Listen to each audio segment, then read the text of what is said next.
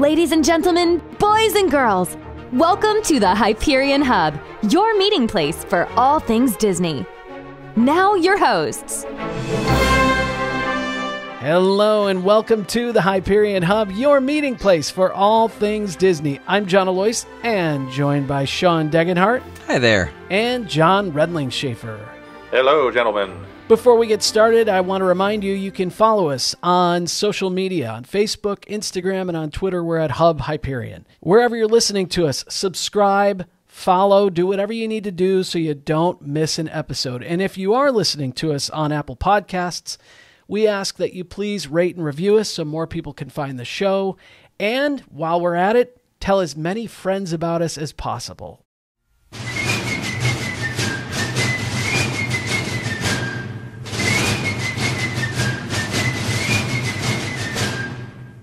Well, we're getting ready to celebrate the 4th of July, and we thought we would take a look at a classic attraction in Epcot in the World Showcase, the American Adventure.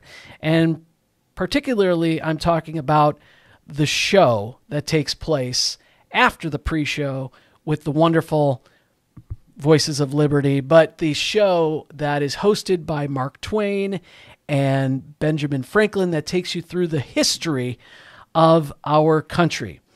Why don't we go around the room here and talk about our favorite moments from the American Adventure? Now it's time for honest confessions. I've never gotten past the Voices of Liberty. I respect it. I've seen clips online, so I have seen the show, but I've never sat in the theater and watched it, and I know I'm ashamed, and if you could see me, my head is hanging low, but yeah, I love the show that I've seen on YouTube, but it's only been on YouTube. And there's nothing wrong with being a Voices of Liberty groupie. I would hang out in the lobby all day if I could. Absolutely. There's nothing wrong with that at all. Those singers never break down. That's true. With that said, I will challenge you to please sit through at least one showing on your next visit. I will. And try to watch it maybe on the 4th of July. You feel your chest is swelled and you're feeling very patriotic, and it's kind of no holds barred. It's not all completely sunshine and roses, and they do a really nice job at looking at some of our missteps as well. Well, and that's just what I was going to say, John. I mean, you're right. There's a rosy picture that you can paint, and yes, there are fireworks celebrating various milestones in our country, but they are not afraid to go to the more troublesome periods. The song Two Brothers is just always going to be in the back of my mind when I look or study or read about the Civil War. They really... It could be a flash here or there, but JFK Jr. saluting his father at his funeral. I mean, there are just bits and pieces there. The Vietnam Wall, the Vietnam Memorial, the Challenger astronauts. It's just an amazing peaks and valleys experience. And you're right, John. You leave there going, all right, get me my fifes and drums and my, stars and stripes, and let's go for a jog around the World Showcase. Of course, the proper way back around. But it is an amazing video. What is it, about 28, 29, 30? I mean, it might be a half hour. It's quite a long one. It is 28 minutes and 30 seconds. Can I tell you really quick, John? Two Brothers was also used in Disneyland in the pre-show for Great Moments with Mr. Lincoln, but it is spectacular, yes. There's some Disney legends that participated in the creation of the show. New World Bound, which kind of starts the whole show off, and it talks about the pilgrims.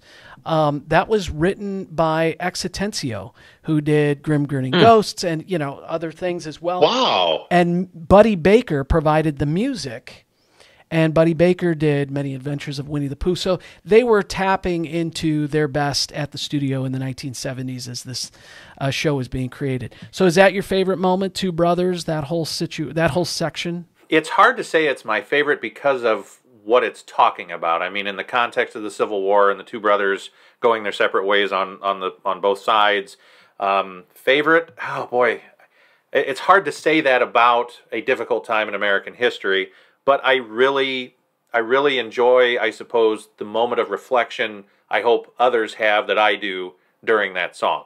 Full admission, I have ancestors that are buried not too far from here. Some have a Confederate stone, some have a Union stone. So it is a very deep, searching moment for someone like me who has studied his family history and knows that he has people on both sides of that. My roots don't go quite that far back in this country. We're only a few generations, but yeah, as far as the story goes, that moment is just amazing. You see that photo being taken on stage, and the mother and father trying to calm the two brothers down, and then we reflect and go right into that very sad song. My favorite part is in the 1940s when Rosie the Riveter is working on that plane and talking about all the boys coming back, hopefully next year for Christmas, and that plane slowly floats down and that whole set piece goes down into the stage. And one of the greatest Disney songs, American songs ever created, The Golden Dream, plays from that moment on, and it's visually stimulating, and the song is just beautiful. Randy Bright wrote the lyrics along with Lynn Hart, and you know the visuals are amazing. We get to hear those sound bites from John F. Kennedy and Martin Luther King and the Eagle landing on the moon, and they update that video frequently. And then we close the show out with Mark Twain and Benjamin Franklin looking towards the future, and it's just a perfect show. Yeah, who'd they pay off to get up there on the Statue of Liberty's torch? That's what I want to know. I'll go drinking with Ben and Mark Twain up there. That looked like fun. I have to say, they still wedged in, let's say, Walt and Tinkerbell and Jim Henson and some Star Wars. So that's actually fun, too, to see what, you know, John, you mentioned the people involved to create it, but they knew where they came from, too. There were little snippets here and there of Disneyana, I guess I'll call it, that finds its way in there. Of course, but these guys, you know, we wouldn't be who we are today if it wasn't for the arts as well. So they look at all aspects of American history and contributors. You're right. I mean, Elvis, Louis Armstrong, they're all, you know, they're in there. But, you know, it's not just the political stuff that you get at the Hall of Presidents that I really appreciate. You're right. It is. It's the arts. It's sports. It's, you know, a whole bunch of important events, sure, but the cultural and arts portions are also very much appreciated. So a happy 4th of July to all of our listeners. And now back to the second part of our Walt Disney World trip report. We took a Skyliner ride over to the Riviera, and I'll be honest, I was not crazy about the idea of the Skyliner when it was first announced and we saw concept art. I wanted an extension of the monorail. I feel like this is so much more efficient and it's fun, and they did a great job on the stations. They look like old school Walt Disney World, like they've been there, but they're cleaned up. But it looks like they've been there since the 70s, just the way they were built. When you tell your kids that you actually have ridden a Skyliner through the Magic Kingdom in the past, they look at you like you're an idiot. And so this is the best or the closest we can get. And it was, you know, people go, is it hot? You know, yeah, there's open vents. You've got all that. But I'm glad you enjoyed it, too. Of course, you're going to have these hesitations, especially when you drive around and you see these things just kind of rocking back and forth, floating above you. But you don't feel that when you're in there. I loved it. I'm glad you enjoyed it, too. That's what I was most amazed about, was the changing stations, when you're like, am I going to feel this bump? You know, is this going to jerk us around? But didn't feel anything. It's gorgeous. Yeah, even that right angle at the boardwalk parking lot, you know, as you head towards Riviera, I'm going, what is this L-shaped thing we're going to swivel through? But you're right. Other than the occasional bumps that apparently happen not too frequently, for the most part, yeah, it was a very smooth ride. And we were going at dusk, so we could see Epcot in the distance as the sun went down. The Riviera is beautiful. I mean, yes. Just a wonderful hotel. I love their courtyard, where they have all the games and shuffleboard and bocce ball and all of that was really cool to see. Shout out to Fred, the cast member who helped us get our lift because it was too late for transportation. So we ended up getting rideshare back to the hotel. The cast members were spectacular everywhere we went. We met up with family and friends at Disney Springs, like I said, and got to hear some great live music at House of Blues and had a wonderful 2.5 hour meal there and spend some quality time with our Floridian family. So that was cool. The shops and stores, I think, as they're loosening things up, can probably stay open later at this point. Things were all closing down at 10 o'clock, which, can be early, especially when you're spending time with people you don't normally see. But I'm sure all that will open up a little bit later as well. One other thing about Animal Kingdom at Kidani Village, we had that wonderful bread service at Sanaa. The sauces are amazing. And the bread is like a pita, so you can dip it in each of the sauces. I like spicy sauce, so I found all of them great. My kids didn't love every single one, but they liked at least one or two. So my daughter can be a picky eater. She found something that she loved as well. There are 9 sauces served with the bread service, and I enjoyed them all. Great. We enjoyed the pool that first day when we got there. The slide is cool. At night we walked over to Jambo House a few times. Got up close and personal with the giraffes. We got to see animals close up at night. Everyone is watching you, John. I didn't hop the fence or anything. I looked at the Jambo pool. I think the Kidani pool is better. I know everybody goes crazy about that Jambo pool. It's huge, but it doesn't have a slide. I need a slide.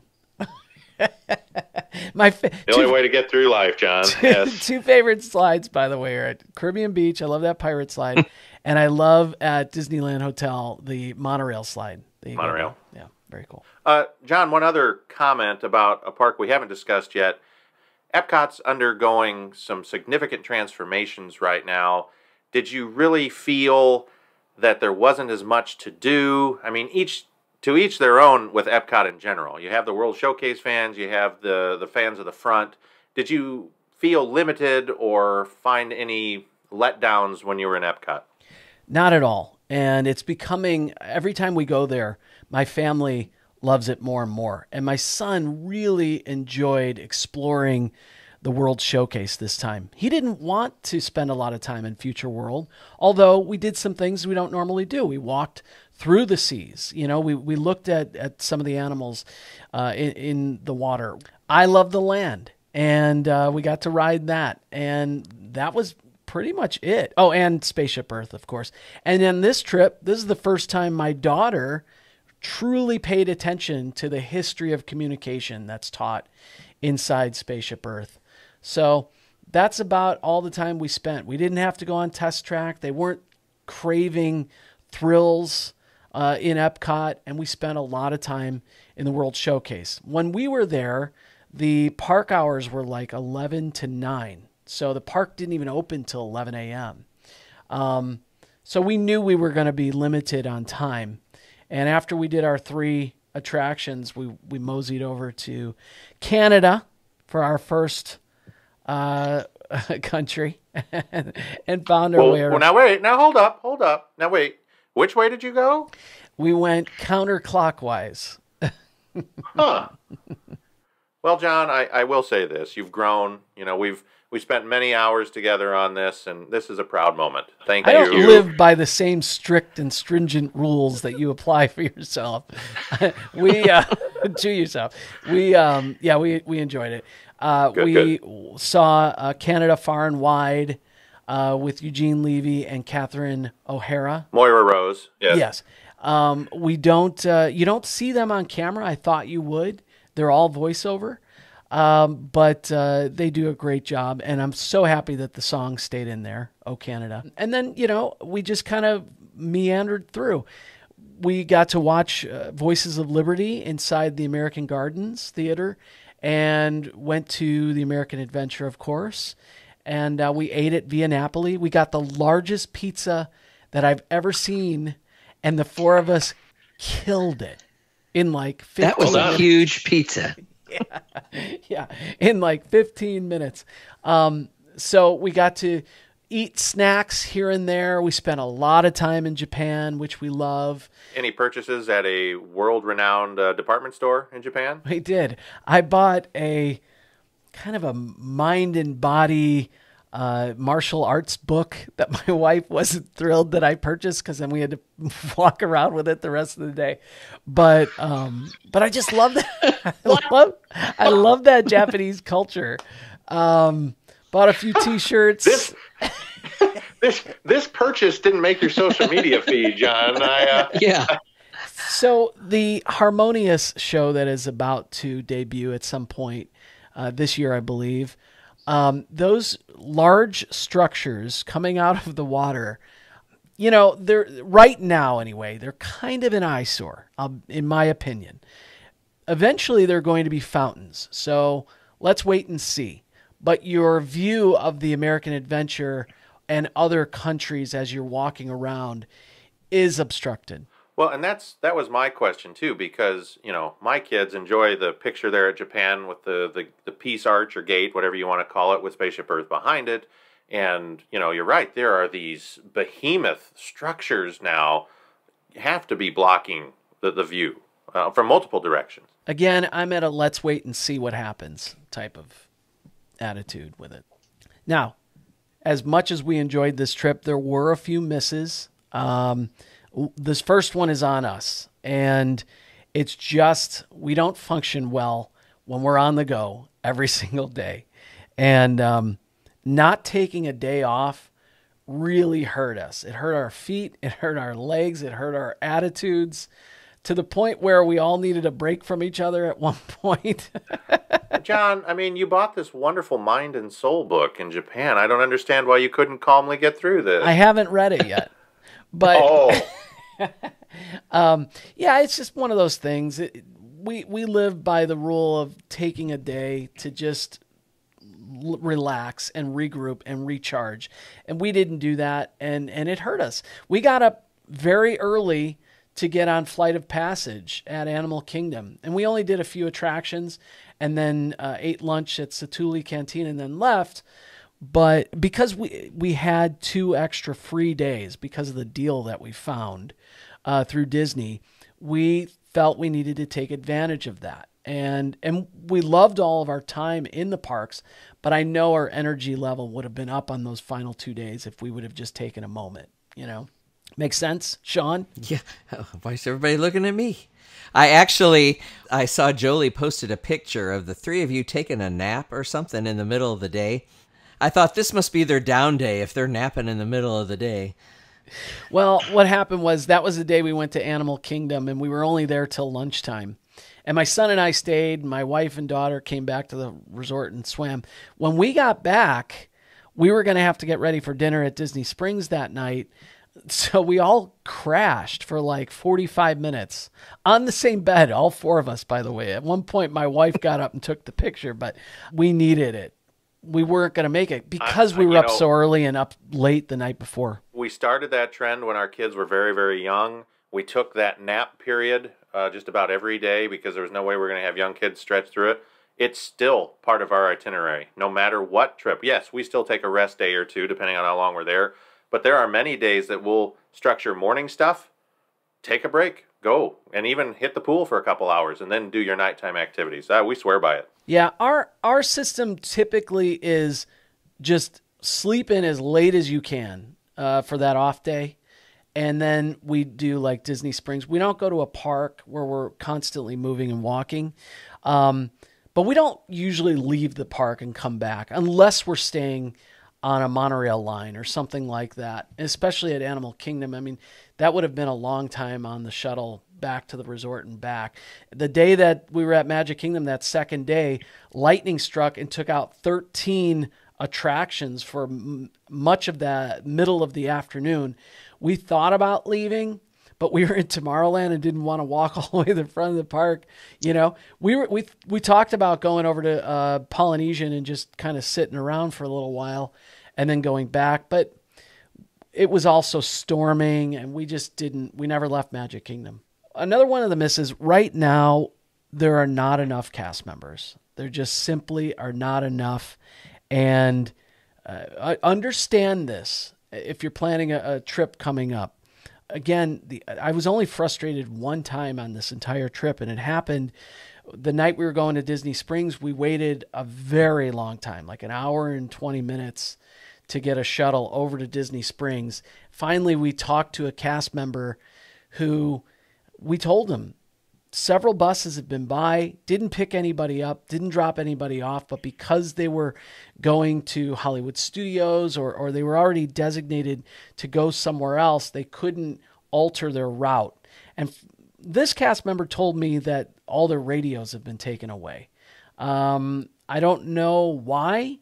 He said that there were complaints by the guests for having to listen to the radios. I'm not sure. I didn't investigate that anymore. I'm not doubting what he's saying, but I don't know if I have the whole truth. But it would have saved us that time. And eventually we got a ride share. And I shared all this with the cast members at the front desk in the lobby at Kidani. And they were very nice and accommodating and apologetic. And I wasn't looking for anything out of it. I just wanted to let them know this is a problem. Please let your supervisors know. There are things that are just simply not open because of staffing. The entire Canada Pavilion, none of the shops were open, and they're slowly but surely getting there. I did miss the international guests in Epcot, of course. But this is just, again, it's not to deter, but it's for awareness. Understand these cast members are working very hard, but I don't believe that they're always getting the right information. Because of physical distancing, queues are rerouted. Sometimes they're not putting the ropes where they're supposed to go, and things are stopping where they're not supposed to stop. And sometimes queues were coming from two sides. These are things that guests were frustrated about, but I never heard anybody get angry, and we all just worked together. We knew we were going to get to the People Mover or the Many Adventures of Winnie the Pooh, and we all kind of just filed in single file. We policed ourselves at times because of the lack of cast members, but for the most part, everybody handled it fine. Okay, another one, not enough merchandise. And again, I'm going to blame the pandemic on this one. They're just not stocked right now. I found some really cool shirts in size extra small and 3X. Just never where I needed it to be. And there would be I found a really awesome Black Spires Outpost shirt in Batu, and there were 4 of them. And every time I would ask, the cast member immediately would say, yes, everything is out. We have nothing in the back. So, they're slowly going to restock, but right now there's not a lot of merchandise. For those of you not able to see John, he's actually wearing an extra small t-shirt from the Canada Pavilion. I don't know. It's bothering me. I hope maybe it's just under the collar here, but hopefully he finds a bigger shirt the next time he goes to Epcot. It makes me look like I work out really hard. And the last thing, no fast passes. We could really use those fast passes right now, especially as capacity continues to climb. I think we're at 48% or 50%, and those queue attraction lines are really, really long. And I understand that some people feel that the fast passes slow the standby line down, and they do when every attraction has a fast pass. Pirates automatically is 70 minutes, and it should not be because it's constantly moving, or Haunted Mansion is super long. I don't feel every attraction needs a fast pass. I would rather have a combination of the last two systems.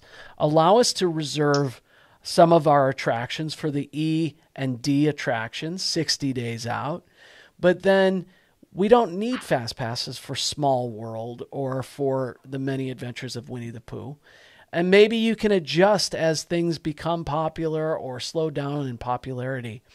But it's just one of those things where I would have spent more time in shops and restaurants if all of them were open, or doing other things than standing in a queue line.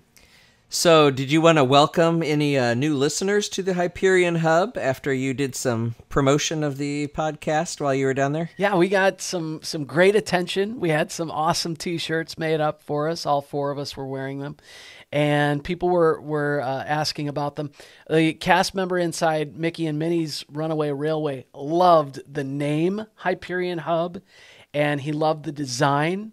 And thanks to Sean on the design. But yeah, we met a few people. As you heard last week, there was a proposal while we were recording, so I ran over there and interviewed those folks. And as he was trying to ask her to marry him. Yeah. Wait, do it again. Wait, do it again. Excuse me. Do it again. Yeah, no. Yeah, Other knee. He's about to propose. What are you thinking in this moment?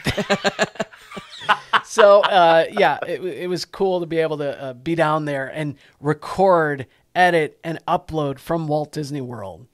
That was an achievement that I had been thinking about for a long time. Cool.